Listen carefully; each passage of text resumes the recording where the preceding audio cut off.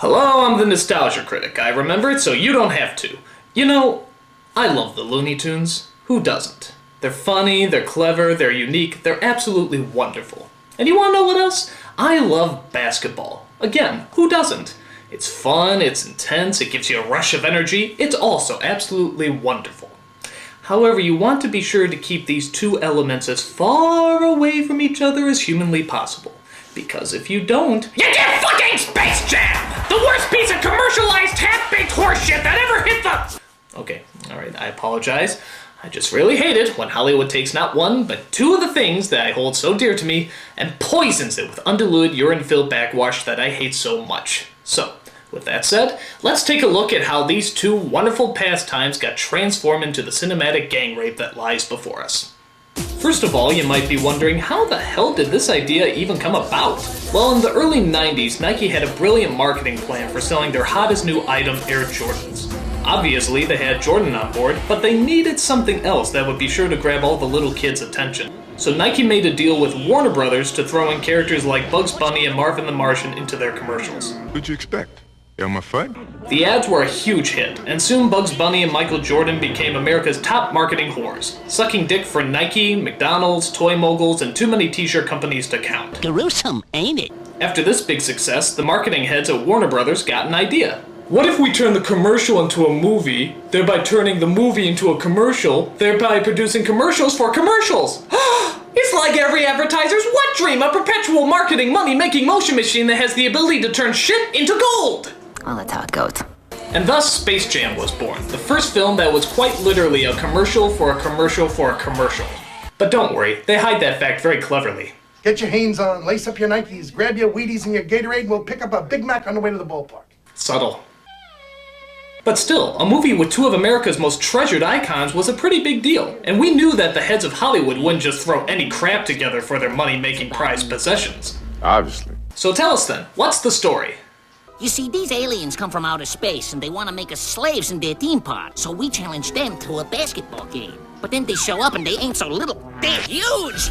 We need to beat these guys, because they're talking about slavery. They're gonna make us do stand-up comedy. The same jokes every night for all eternity. We're gonna be locked up like wild animals and then trotted out to perform for a bunch of lowbrow, bug-eyed, fat-headed, humor-challenged aliens. Is it too late to get my money back? Okay, so the story Bugs was trying to get across starts off with Michael Jordan after he dropped out of the NBA. The first time he dropped out. We see him during those embarrassing years when he actually took up baseball instead of basketball. And that's not bad writing, that actually happened. Meanwhile, we travel to, outer space, where the evil ruler of a, theme park on the moon is looking for new attractions. So he sends his aliens to kidnap the Looney Tunes, who live in, the middle of the Earth, where the Looney Tunes retaliate by, challenging them to a basketball game. How many times have we heard that story? We gotta get new agents. We're getting screwed. But before we even get to that, we have to watch dozens of scenes where Michael Jordan is interacting with his family. Smell with Jeff. Well, he went 2 for 5 and lost 32 points in his batting average. Is that all? Yeah, so that puts him at like a 685 or something. Oh, come on, can't you get to the Looney Tunes already? What do you think? I'm kind of partial to purple and gold myself. It goes better with my coloring. Second thought, go back to the boring family. What you cooking? Chicken. Chicken and what? Chicken and collard greens. Good. Second thought, go back to the Looney Tunes. One giant leap for Moron Mountain! Is the 700 Club on? I thought you'd never ask. Judging by those clips, you may have noticed the first problem with this movie. The Looney Tunes aren't funny. They're rude, loud, and obnoxiously annoying, but they're certainly not funny. In fact, the writing for this movie is so horrible you almost wish the original Looney Tunes from the 50s could sit there and watch it. I'm a cheerleader. But Mommy, I don't want to go to school today. Boo. Ah! I wet myself. Very funny. The second problem you may have noticed with this movie is that Michael Jordan is not funny. He's dull, boring, and an incredibly bad actor, but he's certainly not funny. In fact, I don't even think he knows he's in a movie. I think they just followed him around with cameras and then painted some cartoon characters in the background. Getting back to the story, the aliens decide to go back to our world and try to get some extra strength. While there, they sit next to the wife from Everybody Loves Raymond and the guy who did the voice for Homer Simpson. How random. So the aliens steal all the talent from some of basketball's greatest players. We're fine. It's just some psychosomatic deal or something to do with the moon or the alignment of the planet. Wow, it looks like they took their acting talent too. It stinks. So the aliens become giant monsters which the Looney Tunes can't possibly defeat. So they get the help of Michael Jordan and his wormy little assistant played by Wayne Knight, who I was surprised to find out is not a cartoon character. Oh yeah? Who says? So the game is on, and all the Looney Tunes join forces to stop the evil aliens in a universal Space Jam. Which still sounds strange to me, I don't know. When I think of Space Jam, I think of that stuff they used in Spaceballs to block out the radar. Raspberry. So all your favorites are there for the lineup, including Bugs, Daffy, Porky, Taz, Elmer, Lola, Tweety, Marvin the— Wait a minute! Who the fuck is Lola? Oh, wait, I remember, from the classic Lola cartoons. You know, with the— Who the fuck's Lola? Lola turns out is a girl bunny they created to bring in more of the female demographic. Unfortunately, they didn't really make her fun, silly, goofy, or zany. In fact, they didn't give her any personality at all. They just tried to pose her off as some sort of strange sex symbol. Which is kinda weird because she is in fact a rabbit. She's not a person, she's a rabbit. If it was a person, maybe it would make a little bit more sense to make her a sex symbol, but she is in fact a rabbit. Why would anyone want to fuck a rabbit? What sense does that make? Rabbits aren't sexy, rabbits are food!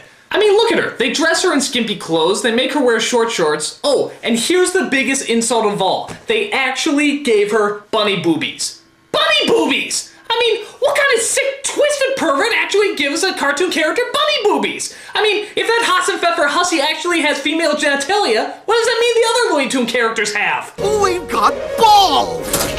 Stop! Okay, alright. Let me make one thing perfectly clear to all you Warner Brothers representatives out there. We don't want to fuck bunnies. I can't believe I have to say this. We don't want to fuck bunnies. I mean, we're people. Therefore, we like to fuck other people. I'm sure there's some small percentage of people out there that like to fuck bunnies, but that hardly seems like a very profitable demographic. I mean, I put it to you. Have you ever seen a bunny that you actually had the hots for? That doesn't count! Okay, so aside from promoting bestiality to kids, the film also has the worst camera shots in the entire world. That is to say, they're all extreme close-ups. Seriously, I feel like all the characters in this movie are about to French me. These shots are so close, I keep thinking the camera's gonna hit them in the face, like in the opening of Aladdin.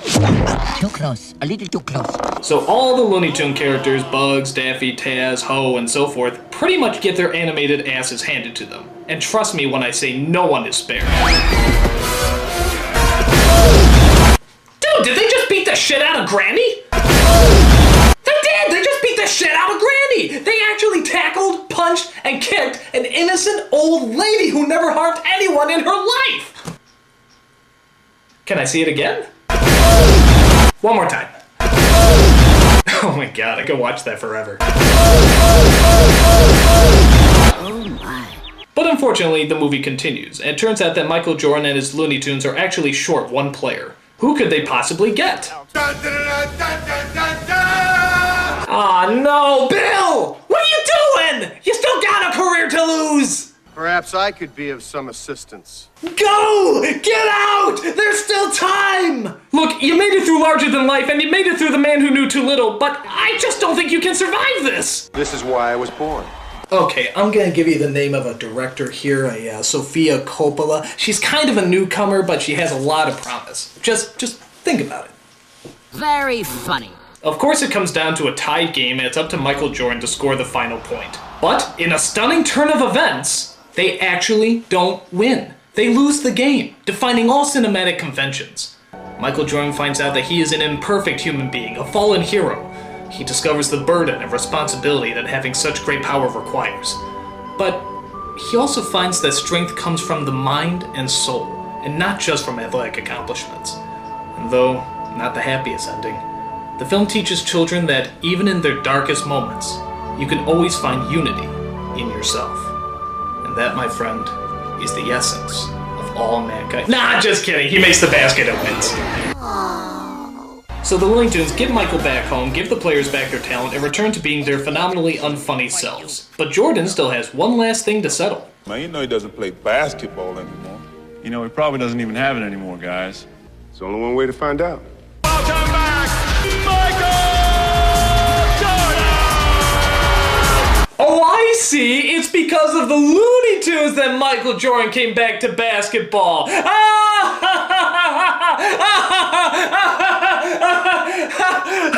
God, this movie sucks! I mean, what were they thinking? In what insane asylum could this movie possibly be considered good? And you wanna know what the amazing thing is? This movie actually had 4 writers! 4 writers! And not one of them knew that they were writing intergalactic pig shit! I mean, can you imagine what the writing session with these 4 morons was like? I see aliens. I also see Michael Jordan being sucked down a golf hole to win a basketball game against Bugs Bunny. Actually, that explains a lot. That's it. We're out of here. I'm the Nostalgia Critic. I remember it so you don't have to. God, what a bad movie! Media and advertising go hand in hand like awkwardness in current Super Bowl commercials. Some are able to work with it and turn in some amazing films like the Lego Movie or Wreck-It Ralph. And some of these really fell flat like The Wizard or Mac and Me.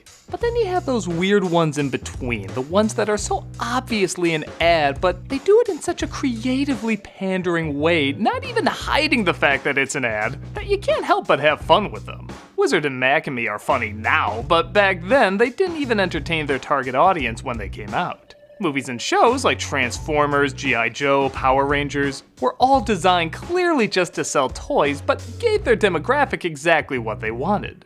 The same can be said about the original Space Jam. I made it no secret I couldn't get into this film, but I think I was too old to have it resonate with me. I just wasn't the right demographic. Since then, the film has been regarded as not good, but a perfect time capsule of 1996 trying to sell you 1996. So why should it be a shock that the second one is the most 2021 time capsule trying to sell you 2021?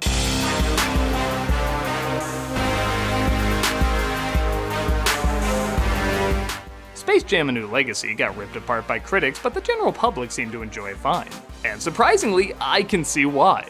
The same way I praise Ninja Turtles or He-Man for being obvious but awkwardly charming commercials of the time, the same goes for the follow-up to one of the most famous cinematic advertisements in history. The difference is, they double down on it, making the jokes either get legitimate laughs for how little they're hiding their advertising, or unintentional laughs for how hilariously cringy they are. The difference between these cringy laughs and Mac and Me's cringy laughs? I don't think this movie cares why you're laughing, just as long as you're laughing.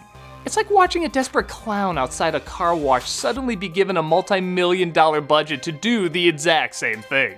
You know it's an ad, but he's still going all out and trying anything to entertain you. Even when it doesn't work, you still strangely admire him. In fact, sometimes you admire him more when it doesn't work because he's giving it his all with these limitations, having no idea if it'll succeed. So yeah, I'm weirdly defending this awkward sellout for being the most entertaining awkward sellout it could be. And given its starting point, I don't think the makers of this have a problem with that. So, as long as we can acknowledge an entertaining ad is still clearly an ad, let's take a look at Space Jam: A New Legacy. All right, my shift's not over till 9, so tell Coach C I'm gonna be a few minutes late picking you up. Sorry, I accidentally put in he got game. No, this is weirdly how the film opens, looking more like a gritty independent film which honestly matches the wheel of random tones that spun throughout the entire flick. This is young LeBron James back in 1998, who can't keep his mind in the game and is instead drawn to the Looney Tunes on his Game Boy in 98? I think it was almost 10 years old by that point. What other handheld system was out back then? Okay, it's not that far-fetched. You could be a once-in-a-generation talent. Focus on the game of basketball and not these distractions. Just stay focused, never leave your team, and everybody will love you fine. So LeBron throws out his Game Boy and almost instantly becomes a global superstar. Nintendo would like to talk with how you used him in your commercial movie. LeBron James. While his star rises, his son Dom, played by Cedric Joe, is talking with his brother about how he's more into making video games than playing basketball. Like how you're almost ready to tell Dad about the E3 game camp next weekend? I just think you should rip the Band-Aid off and ask him. You just saying that because he says yes to everything you ask. Okay, good practice. Want to act for real this time? If you think I'm too hard on these kids, don't worry. They'll look like a pair of Oliviers when LeBron starts talking. What's your fundamentals? Darius, chill out. You know I got full court vision. Are we quitting on each other now? Can't be great without putting in work. You want to put in the work? How about one acting class, LeBron? This is strange because he actually did make an appearance in another movie called Trainwreck, and he was actually pretty funny. Good timing, pacing, delivery. He wasn't bad. So you owe $32.43. Just pay your part. It's better for our friendship. Fuck you. Fuck you. I think I left my wallet. Fuck you. It's right in the car. I don't know. Maybe that director knew how to make certain people humorous because, man, this one knows how to make every person sound like a school play put on by the Department of Motor Vehicles. What was that? Everything in between these 4 lines is work. Come on, Dom. You gotta concentrate. Stop it! Your angry whisper is raised to a dull roar! Not to say this awkward acting can't be hilarious in its own right. Dinner time. What are we having for dinner? Spaghetti and meatball? Ow! Oh, that's my favorite. I wasn't even advertising anything, but it was said so awkward it felt like it was. Oh, that's my favorite. Thank goodness for Chef Boyardee. If you haven't figured it out yet, LeBron is the overbearing dad who means well but doesn't understand his son. This cliche has been done to death, but I will give credit, it is off-brand for a superstar like this. It is, in a strange way, kind of a risk for a guy who still wants to sell a lot of merchandise. If I don't stay on him, all the distractions... He doesn't need a coach. He needs his dad. I remember they deleted a scene in the first one where Michael Jordan horsewhipped his kids, but they figured an R. Kelly song would make the film uncomfortable enough. Meanwhile, in the lame tricks, Don Cheadle plays an AI named Algae Rhythm. Yeah, remember, this is the same series that came up with the Mean Team, who's looking for a popular symbol to promote the Warner Brothers serververse. He's a family man, an entrepreneur, a social media superstar with millions of fans. He's adored by all people, most people, enough people. So, Cheadle is to this movie what Dennis Hopper was to the Super Mario Brothers movie. While the other actors look uncomfortably lost, he looks too comfortable acting however the flying fuck he wants. Yes! Thank you. Finally, huh? Put some spec on my name, right? Oh, man. Every line he's like, I don't care if this works or not. I'm still convinced I'm Captain Planet from 10 years ago. Priceless! Hello. So, no. Get ready. This make you feel all insignificant, don't it? They're alive! Alive! I'm sorry, I've voiced Donald Duck now. I must sabotage you for Disney. LeBron checks in on Dom's new game he's been developing and his fucking Star Trek technology that scans any 3D image into his computer via phone. Oh, he also has a tambourine. I don't fucking know. Ooh! Posterized. Posterized? Is this not real basketball? Is this one of those games of video the village elders say do not speak of? When LeBron tries doing his signature move, though, a glitch occurs, deleting the character from the game. Yeah, sounds right. I remember when they fixed an eyelash on Sora and it completely erased him from Smash Brothers. I game, fellow kids! My entire character is gone. He tries making it up to Dom by bringing him to Warner Brothers to talk about a new marketing idea. Please don't, Dad. Did you just say, please, Dad? No, I said please. Dad. When you make Kareem Abdul-Jabbar look like Daniel fucking Day-Lewis. He's invited to see HBO Max, the serververse, and is asked to be their spokesperson. He does a great impression of his reaction when this movie was pitched to him. This idea is just straight up bad. I'm a ball player. You know, and athletes acting, that never goes well. This is like a meta version of Jeff Goldblum saying it's a bad idea to open a dinosaur park after they opened the dinosaur park. That's exactly what I was thinking. You're saying what I'm thinking. You're canceled, algorithm. What a terrible idea. With all due respect, Silverman, you shouldn't be talking about your expertise on internet culture. Somehow, this spirals into a conversation about his son going to game design camp when LeBron wants him to go to basketball camp. I'm not going to basketball camp, Dad. Dom, you don't have to be scared. You got amazing potential on the court. Yeah, amazing potential for water aerobics. Dom. Stop, don't come back. LeBron follows him to the elevator while Algae plans to lure them to the serververse. You know I can't let you back out of camp like that. You made a commitment. You make me hate basketball. Well, if it makes you feel better, kid, you're not alone. You never let me just do me. This is about that time I caught you jerking it to Flo from those Progressive commercials. Dom! Algae pulls him into the serververse, and is it just me or is LeBron getting better in this? We're in the computer. You know I'm claustrophobic. Dad. Hey Siri, you let us out of here, please? Siri? Who goes there? Alright, you can tell me. You got this footage when he was shooting a late night sketch, right? He is literally smiling at the camera! Algie, naturally, challenges LeBron to a basketball game where the winner gets his son, after showing he can't even give a scream convincingly. It's one word. It's not even a word, it's a vowel. You can't even get a vowel right! He's dropped with a quote-unquote reject to search for a team. This is, of course, Toon World, where Bugs Bunny lives. I'm shorter than Kevin Hart! I know who that is, and he is short. Good commentary, movie. What the? I'm a cartoon? Cartoons are animated. You're more like a cardboard cutout. What's up, Doc? Bugs Bunny? No, I forsook cartoons for basketball. Thou shalt not succotash. Aren't you LeBron James? Big Chungus reference, even though they have no idea why they're referencing it in 3, 2, 1. I'm Hutton Wabbit. We don't know why the internet's applauding that, but we'll take it. Well, yes, it does take a while for the Looney Tunes to show up compared to the first one. The setup is pretty funny. Algie convinced the Looney Tunes that the other worlds in the serververse are better, and they completely abandon Bugs, which is something I 100% believe they would do. Bugs spends his days getting drunk on carrot juice, pretending they're still around, talking to dummy versions of them. I'd be lying if I said plastered Bugs was something I ever thought I'd see, but I'm glad I witnessed it. And I wish them all the best in their new endeavors. Family's everything. Yep, family. Did I ever tell you the time I pants Mickey Mouse on Who Framed Roger Rabbit? One testicle. Nobody knows that! LeBron says he needs to form a team, and Bugs says he can help. So he tricks Marvin the Martian by stealing his ship. These entrances are cute, but the last door on a rocket shipping away, that's goddamn hilarious. Well, we'll just get back in our ship and out of your way. Sorry, I don't read sign language. That's more the Coyotes thing. After in-joke 1,000,012 for animation nerds, they stretch out across the serververse to find their team. These scenes are hit and miss, but the hits are pretty clever. Seeing Daffy as Super Duck causing the crimes he's trying to save people from, that's great. Sam in Casablanca being Yosemite Sam, also pretty good. Even dative references like Austin Powers strangely work, not because of Elmer as Mini-Me, but the topper with Shave Sylvester as Mr. Bigglesworth.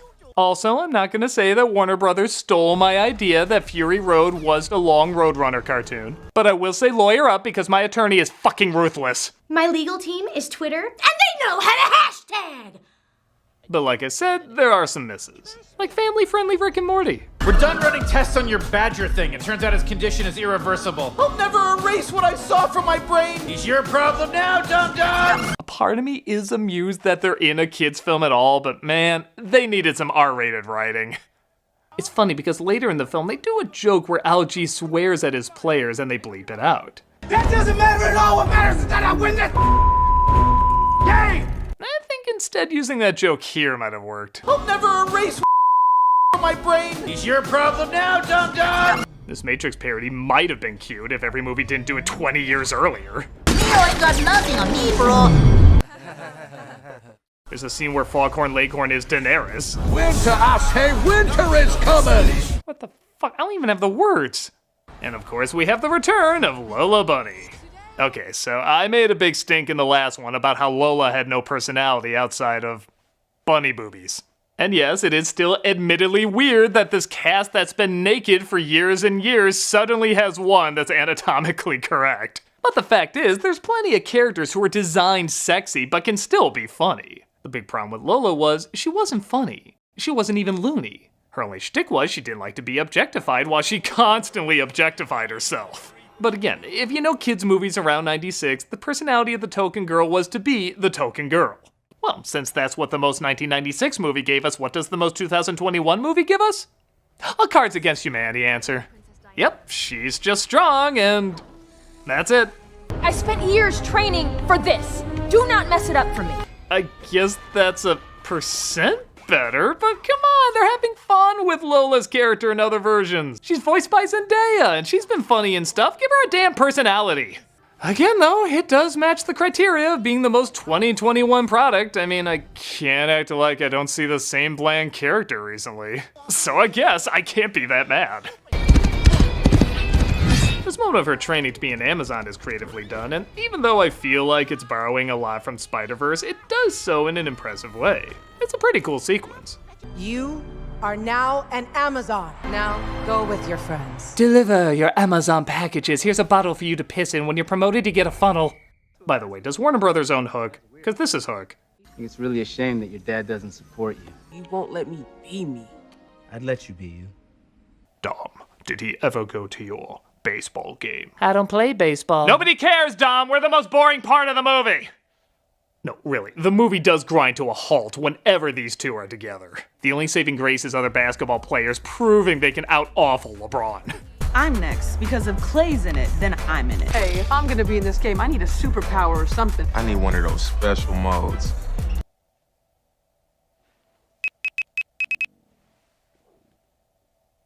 Hello? Hi, Michael Jordan. It's the Nostalgia Critic. How did you get this number? Remember why I made fun of your acting in Space Jam? I have no idea who this is. Well, I just wanted to say, I'm sorry. I had no idea how worse it could have been. Do you know how powerful I am? I'll talk to you later, buddy, okay? I can mail you to yourself. He took it well.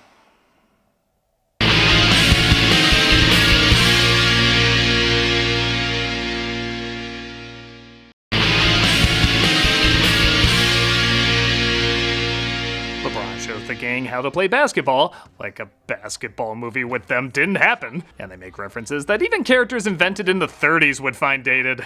That's some fancy footwork, Doc. Let me try.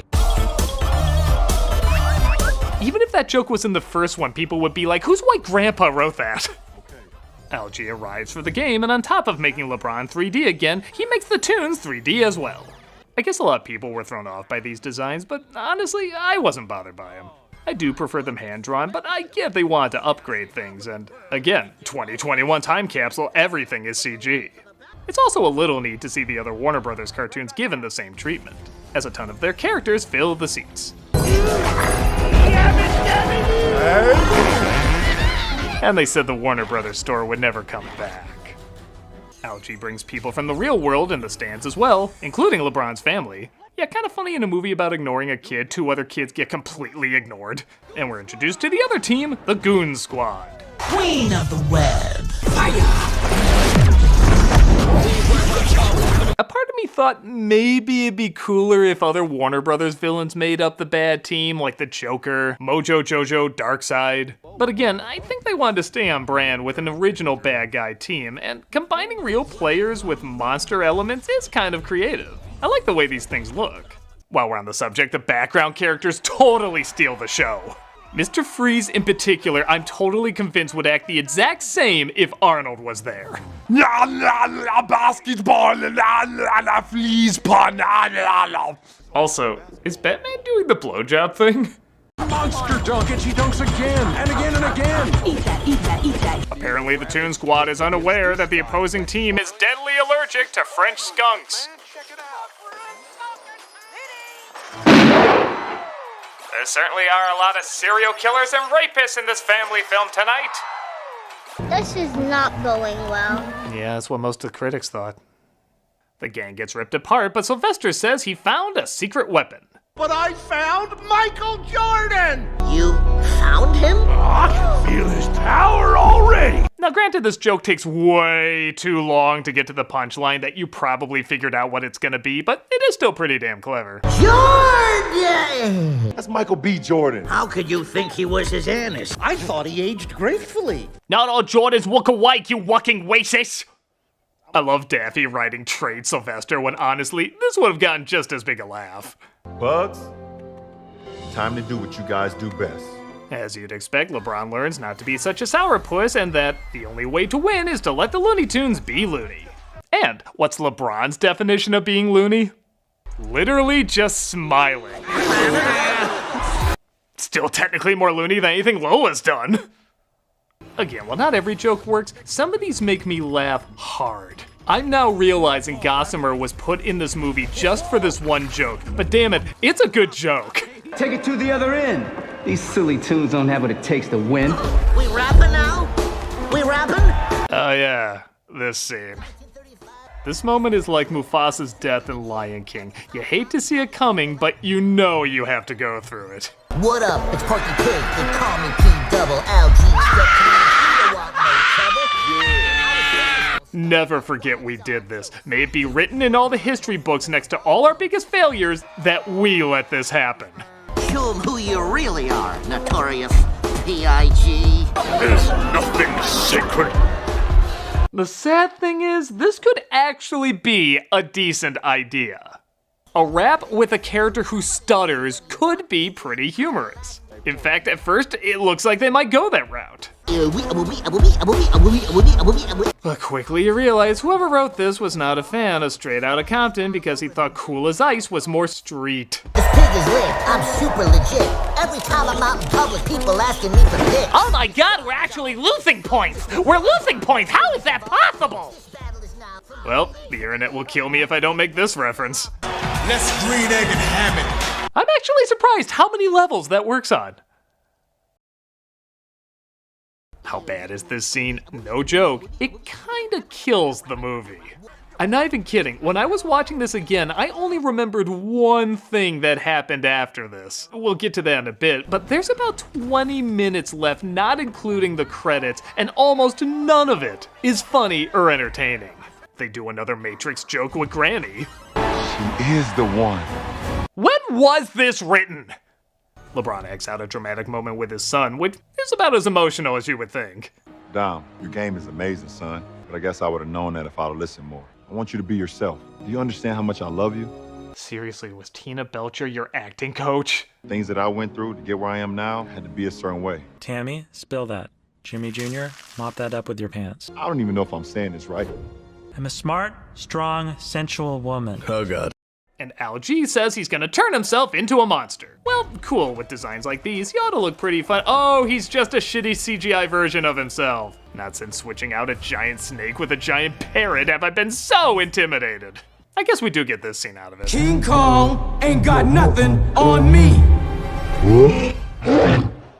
If he added a snap, that would have been the funniest scene in the movie. There is one thing that brings it back to that sweet, epically ridiculous schmaltz, and that's Bugs Bunny sacrificing his life for the team. Yep, he performs the glitch that deletes a character and he slowly dies. Oh, and you better believe they play it totally straight. That's the least loony thing you've ever done. You got that right. But taking care of the people you love is fundamental. The needs of the loony outweigh the needs of the doc. How'd I do, Coach? Thank you. Yeah, I believed his death in What's Opera Doc more, and that's when he literally turned to the camera saying it was all an act. We did it. We're all back together again. Hey, where's Peppy?